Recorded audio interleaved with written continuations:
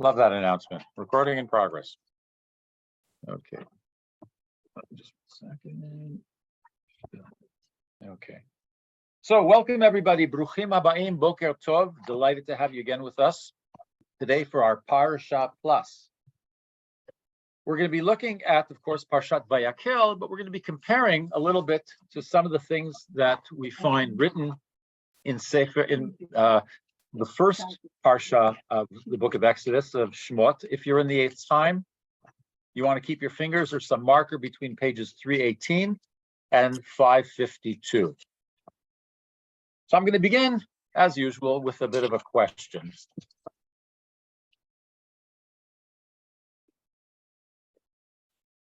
We talk about the transition of the Israelites from slavery to freedom. Let's think a little bit more in depth about what the transition is from and to.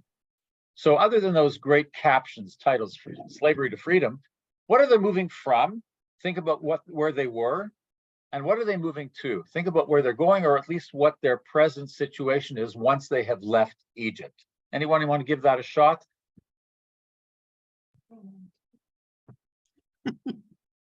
Their whole life in Egypt was organized, structured, and they had a place and a being that was dictated or brought down from above or whatever, and they knew exactly what to expect.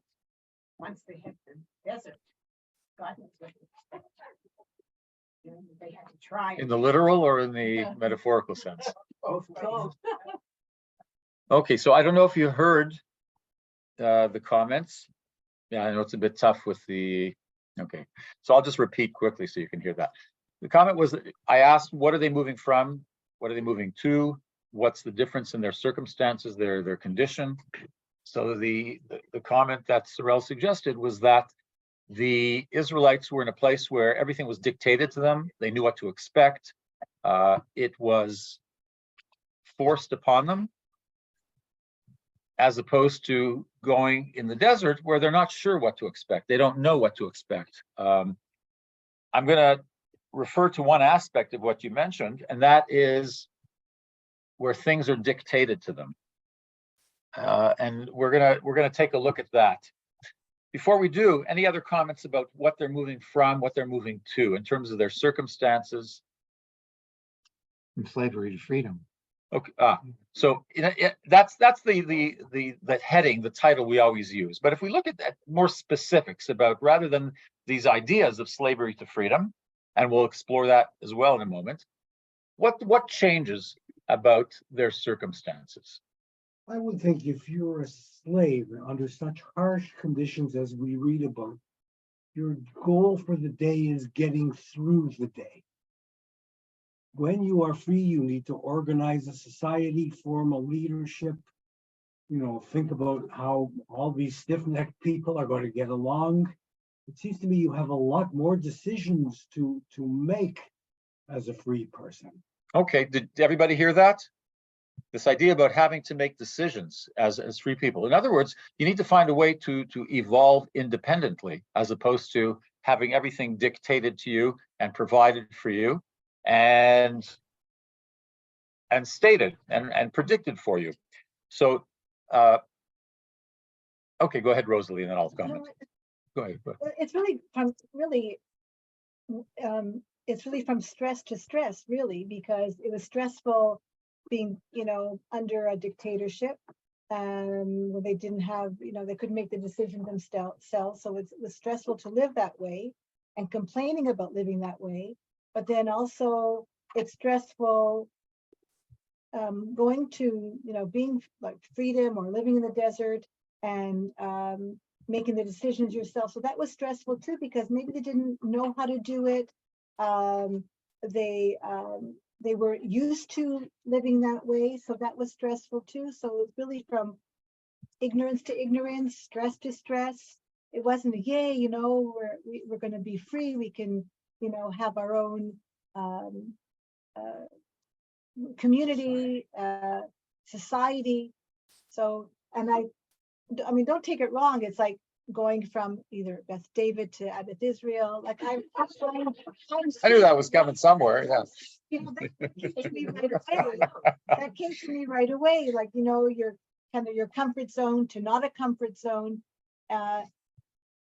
Okay, no, that's a relative. Anyway, there's yeah. change. Yeah. Anyway, there's change, there's stress, there's questioning, you know, And- discomfort. And we see the stress on a regular basis in the desert. As soon as they do not have something that's immediately available as they were used to in Egypt, whether it be leadership, whether it be instructions, whether it be food, whether it be water, they complain because they don't know how to deal with that freedom, with that the idea that now they have a responsibility to do things for themselves. You kvetch when you never have the choice, but you kvetch when you're not educated about what it means to have to explore choices and then choose something.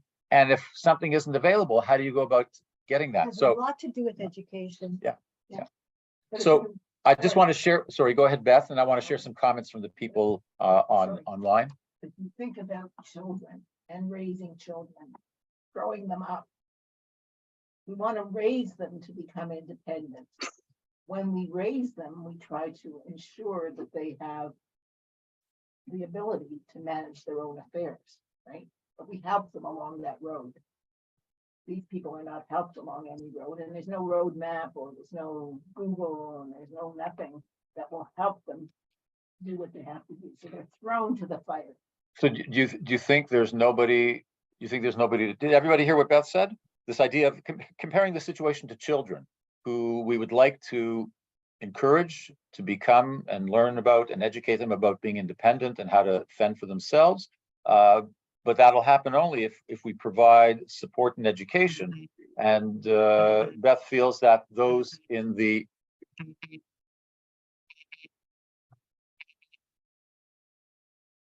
Israelites didn't have that. So my question is, did they not have support? Did they not have any guidance? I'm sure they had some.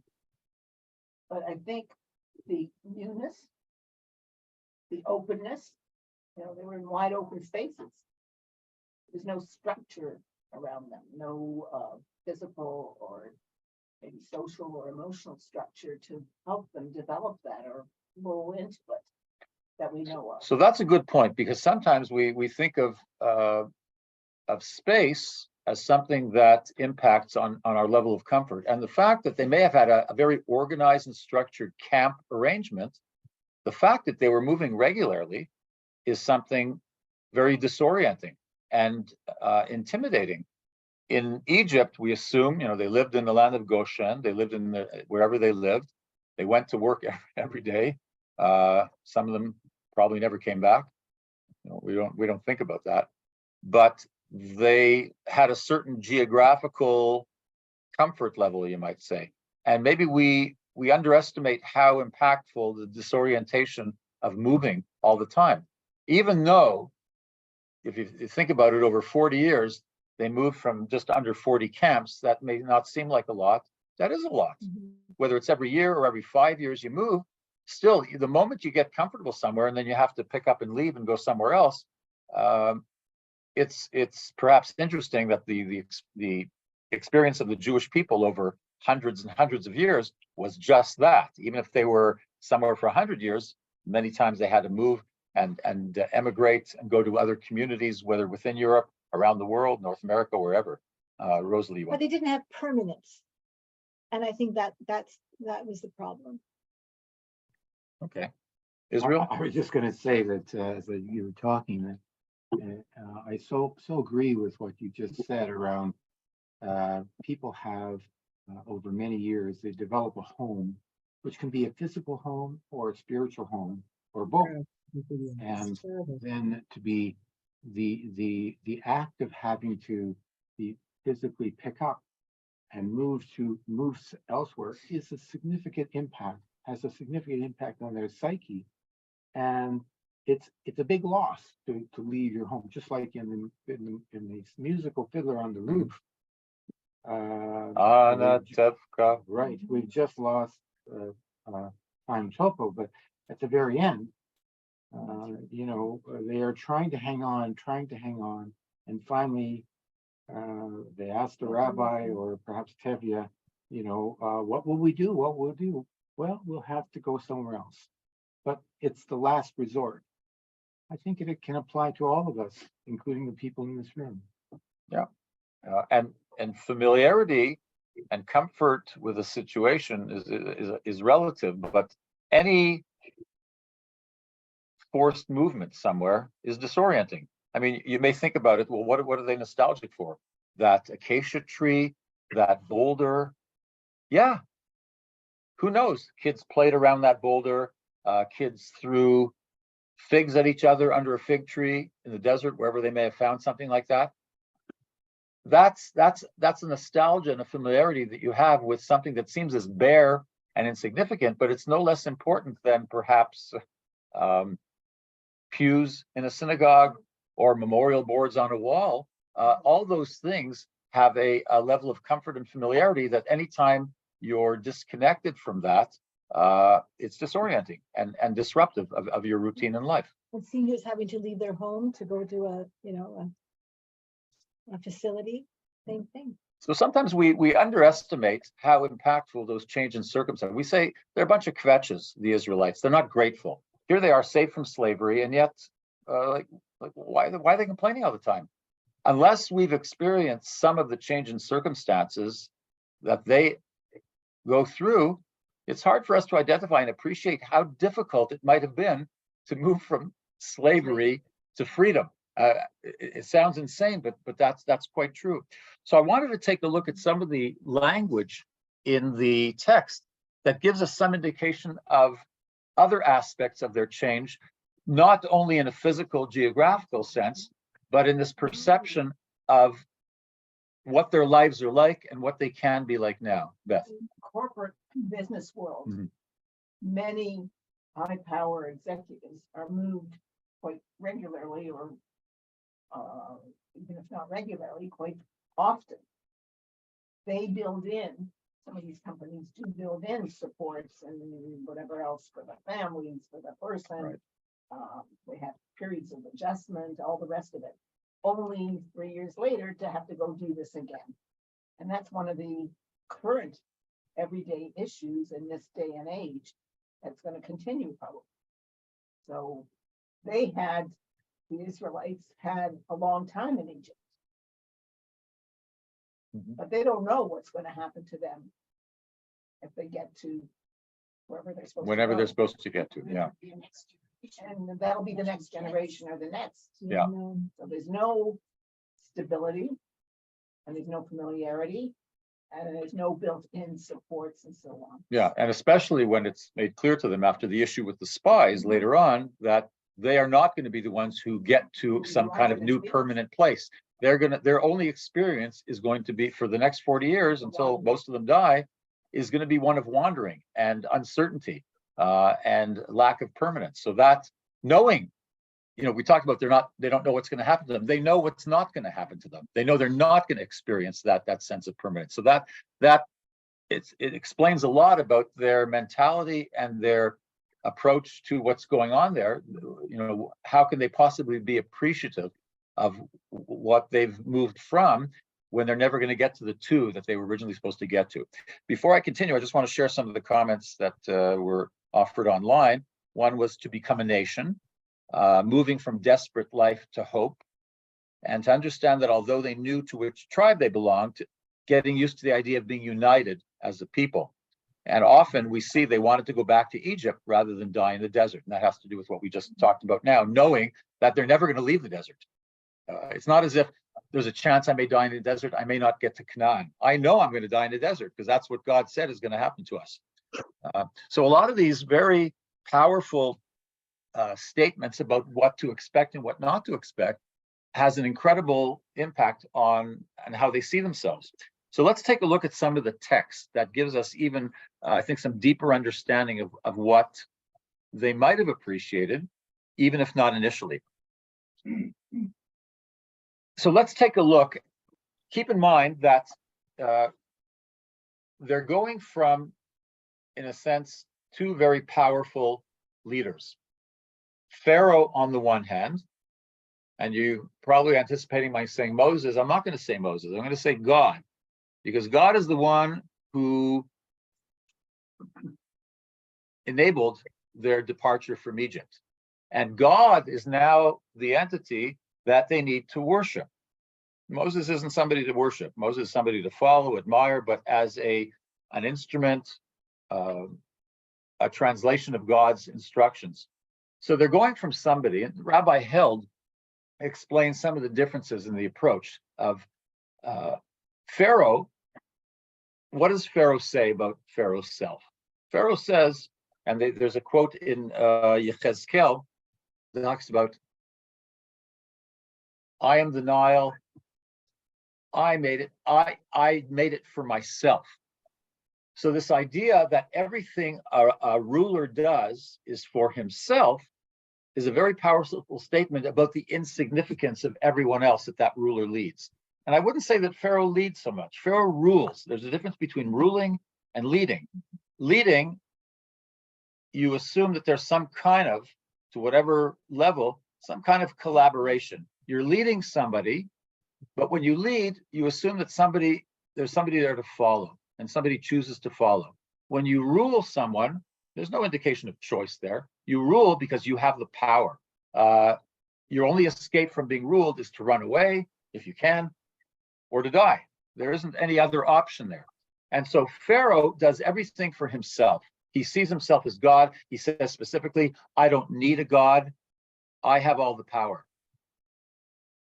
Compare that to God and God's approach to the people. God does not say, even through Moses, that everything is for God. God is expressed in connection and in some kind of collaboration, however we describe that, with the people. And when we talk about the Mishkan, which we read about in previous weeks and which we read about in this week's Parashah Vayakhel, what does it say? Build me a Mishkan, v'shachanti b'tocham, so I shall live among them. It doesn't say, so I shall rule over them. Living among somebody means that you see them perhaps not as equals, but as people that you need to interact with, or as entities that you need to interact with. God's purpose is not simply to rule because God enjoys God's power and wants to exert that power whenever God can. That's not God's purpose. God's purpose is to find some way of coexisting and working together with humanity, with the universe. That's a very different approach than what Pharaoh states. And if you look at some of the words we find with regards to what's expected of the Israelites, it's very indicative. If we look, let's go to page 318 for a moment and just talk about what's happening. If you're in another Chumash, it's chapter 1 in Exodus, verse 8. I'll read the English. And a new king arose over Egypt who did not know Joseph, and he said to his people, look, the Israelite people are much too numerous. Let us deal shrewdly with them so that they may not increase, etc. And it goes down, it says, so they set taskmasters over them to oppress them with forced labor. What are the words there? And then it says, so this idea that in order to control, you need to oppress. You need to torture into submission in order for those people to be completely obedient to your agenda, because your agenda is the only one that's important, Pharaoh's agenda. And don't think he treats his own people a whole lot better in most circumstances, other than those who may be in the priestly caste or some other wealthy officials. And the next statement is very powerful. Vayavidu Mitzrayim et bnei Yisrael befarech, vayamarru et chayehem be'avodah kasha, bechomer uvilvenim uvechol avodah asadeh et kol avodotam asher avdu vahem befarech. The Egyptians ruthlessly imposed upon the Israelites the various labors that they made them perform. They use the word avodah. Avodah is from the same root as the word eved, slave. And the implicit meaning of avodah can be, and often is, labor, menial labor, forced labor, And when we talk about work that is described as avodah, it's often the kind of work that doesn't necessarily have a lot of dignity. And it may be work that requires not a whole lot of skill. It requires perhaps a healthy body. And once that healthy body is not so healthy, you dispose of it because it's no longer useful. So that is often the way we look at avodah. Avodah, often say, avdut is slavery. So the idea that avodah is very tied to avdut and eved, it's no coincidence that those words have the same root. It's not the kind of work that most of us want to do. Doesn't mean that none of us have done it and that we have to sometimes engage in that kind of work, but it's not our first choice of work. And fascinating, when later on, you don't have to turn to that page, when later on the Moses and Aaron come to demand of Pharaoh that let the people go, what does Pharaoh do the first time? He says, Lama hishbatem et ha'am. Why are you causing those people to desist from work? That's a paraphrase. Hishbatem. What word is in there? Hishbatem. Shabbat. Shvita is a strike. Shabbat is rest. And unaware of the connection, whether Pharaoh spoke this in Hebrew or not, I wouldn't say. But when you talk about Hishbatem, how dare you think that they are worthy of rest? And it's a wonderful precursor of what's going to happen later on. Because what do we read about at the beginning of our Parashah? Go to page 552. Before we even talk about the building of the Mishkan, that's about to take place after we've had all the instructions in Parashat Truma, what does it say? Moses convoked the whole Israel community and said to them, these are the things that God has commanded you to do. On 6 days, work may be done. Sheshet yamim te'aseh melacha, uvayom hashvi'i yeh lachem kodesh Shabbat Shabbaton l'Adonai, kol oseh bo melacha yumat. So what is God saying here through Moses? Before any instructions have been given about work, and we're going to come to that different term used for the building of the Mishkan in a moment, before any instructions have been given about the work that needs to be done, there's a precondition of it's not going to be like in Egypt, where there was no rest. There was no such thing as a Sabbath. There was no concept of Sabbath. They worked every day. I don't know how many hours, but they worked every day. There was no rest whatsoever. And the beautiful connection between the forced labor without any understanding and appreciation of time, because there was no sense of time. Every day was the same. There was no difference. God is saying that has changed. Shabbat is going to be something that is essential to your existence. Why? Because Yeh lachem kodesh Shabbat Shabbaton l'Adonai.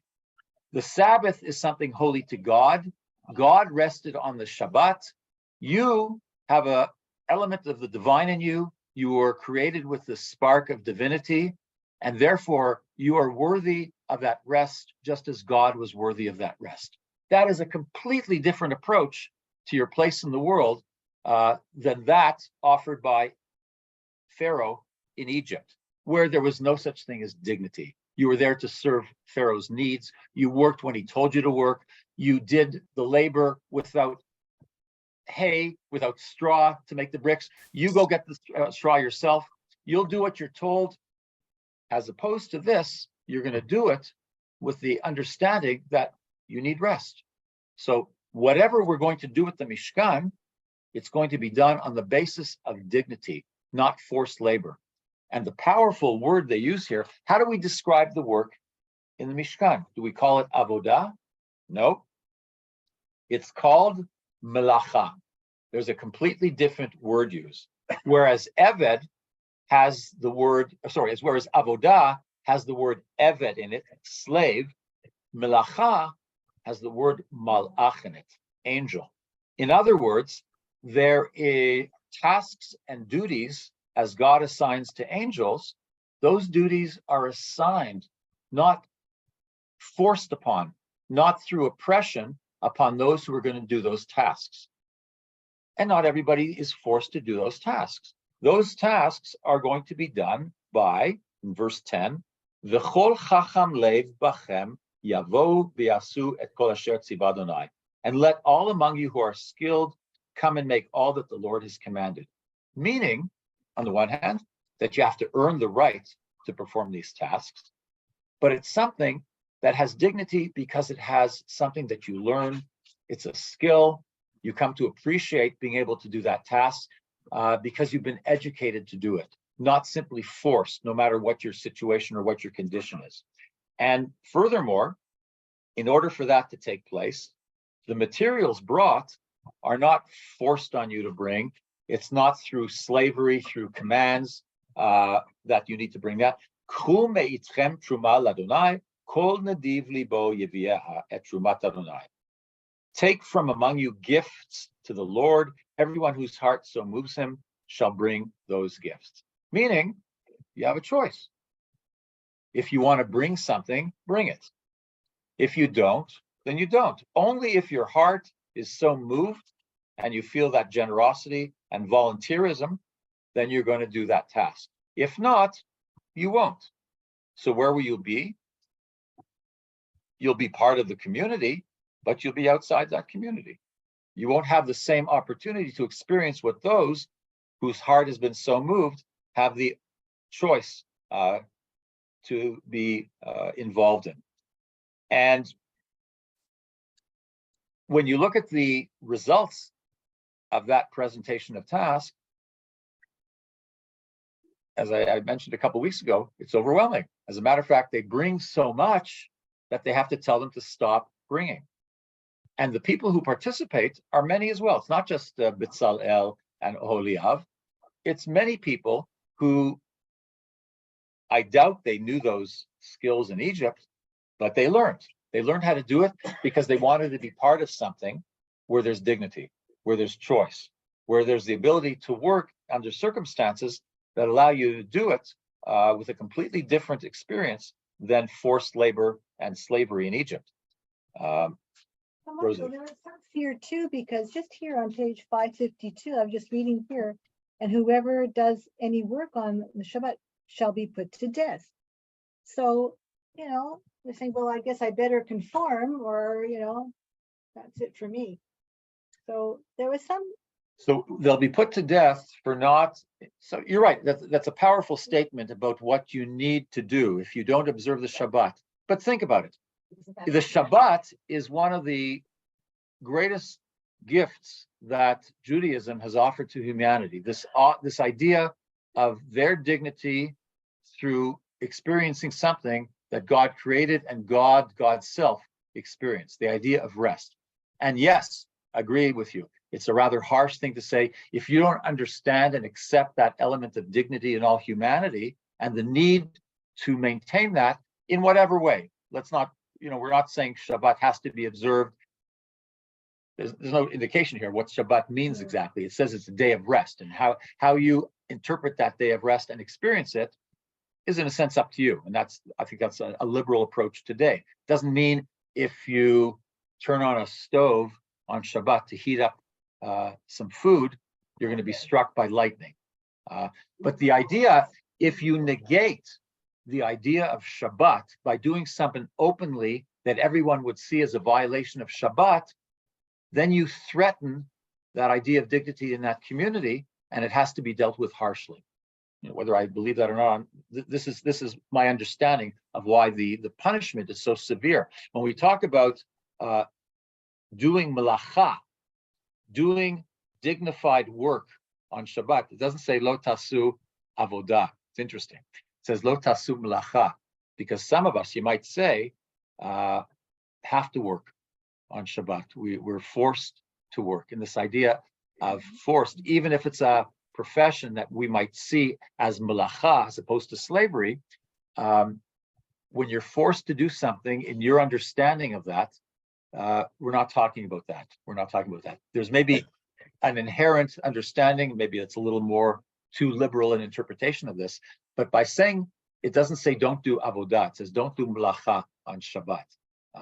So that's one way of looking at it. But I understand your concern about the severity of punishment, and I'm trying to understand why the Torah says that so powerfully, not just here. In many instances, it talks about violating the Shabbat, violating the Shabbat in public, not doing it in the confines of your home. It's when you do something in public that negates something that sustains your community, that needs to be dealt with harshly, whether death or not. I don't know. Bela.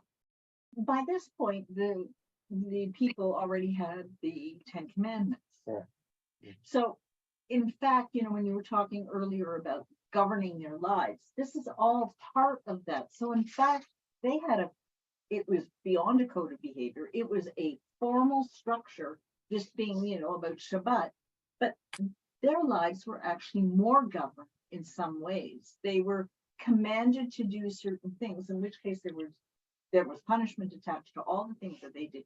So when you talked about that relationship with God, and that God actually didn't tell them what to do, but he did tell them what to do. They had 10 commandments that extended and created all kinds of aspects of their lives. And in fact, I would see that they might have been good ones in the sense that they gave them dignified lives, and they were good with each other, and they were respectful. But in fact, it was codified. Everything was codified. It was codified, and it's quite clear in the Torah that that's the idea, because we always, and it's not the first time we've talked about this, when Moses and Aaron go to Pharaoh, they don't say, let my people go, and stop there. They say, Shalach et ami, let my people go, v'ya'avduni, so they shall worship me, so they shall work for me. Interesting, v'ya'avduni, use the term of avodah as opposed to melacha, because there's no real verb for that. And perhaps v'ya'avduni, because that's the term that they would understand. They didn't know from melacha. They didn't understand dignified work, other than perhaps, as I said, the leaders in Egypt. So they had to use a language that the people would understand. They will now worship me instead of worshiping Pharaoh. They don't know yet how it's going to be different. They don't understand that. And even when they experienced revelation at Mount Sinai, you say everything was given at Mount Sinai. Okay, let's be realistic. How much could they possibly absorb? How much may they have actually heard other than the 10 utterances? We don't know. We don't understand exactly what happened with revelation at Sinai. But it's a process over time. And so this idea of the Avduni, you'll worship me, but there's a big but there. It's going to be very different than what it was with Pharaoh. There's going to be dignity to that. And this idea that we often talk about in Judaism doesn't value freedom for freedom's sake. Freedom, we often talk about freedom to do what? To do what you want.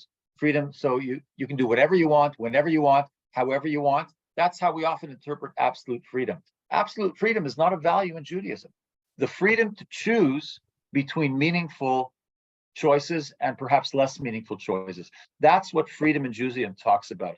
We don't talk about the freedom from, we talk about the freedom to do something. And that's what I began with, talking about where the Israelites moving. From what to what?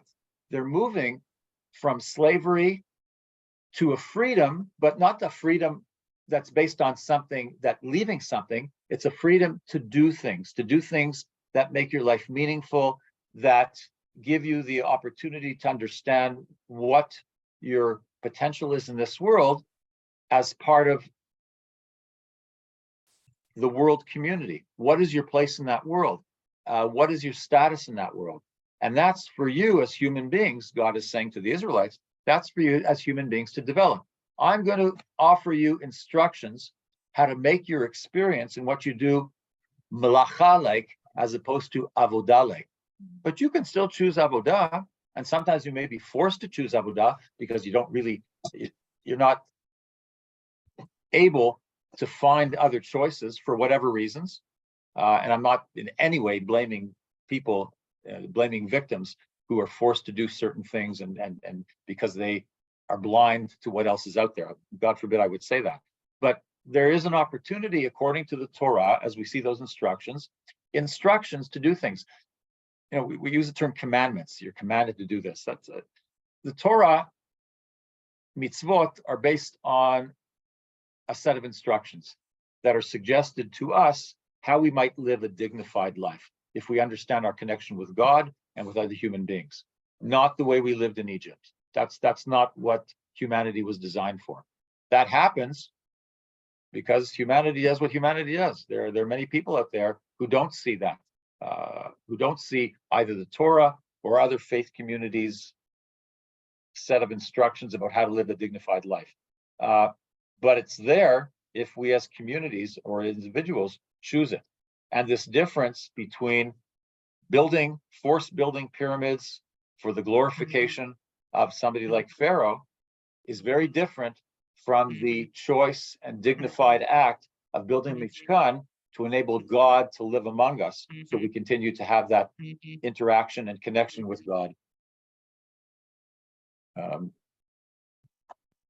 Any other comments? Well, but the interpretation of all this in more modern times, in terms of what Judaism and the various parts of Judaism take out of it, is what becomes issue-based, problematic-based, and how do you put it all together?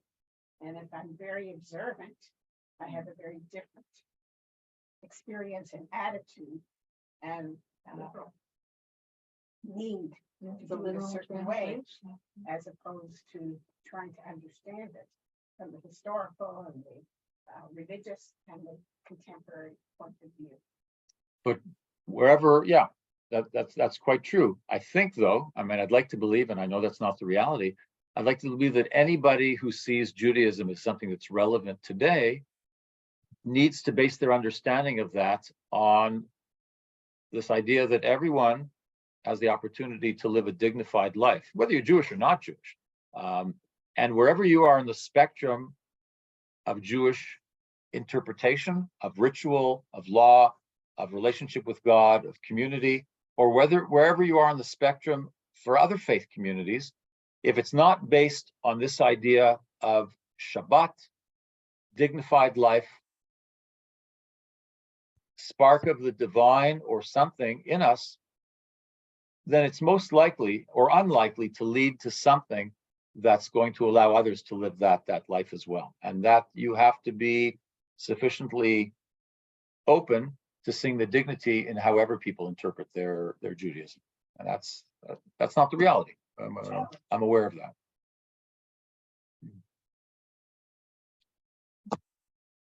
So some food for thought for today and moving forward. I appreciate all the comments that were offered. And you're right. Anytime we look at Torah and how we understand ourselves as individuals and community or in a community, if we're dealing with those issues like we are now at Beth David, it becomes very relevant. And if we can use some of these elements and values that the Torah suggests to us and how to relate to the idea of community and our place in that community, it can be very instructive and informative for how we deal with our own practical everyday issue, particularly at Beth David. And I'm hoping that will be the case. It makes me think of the people in that movie, The Periphery, too.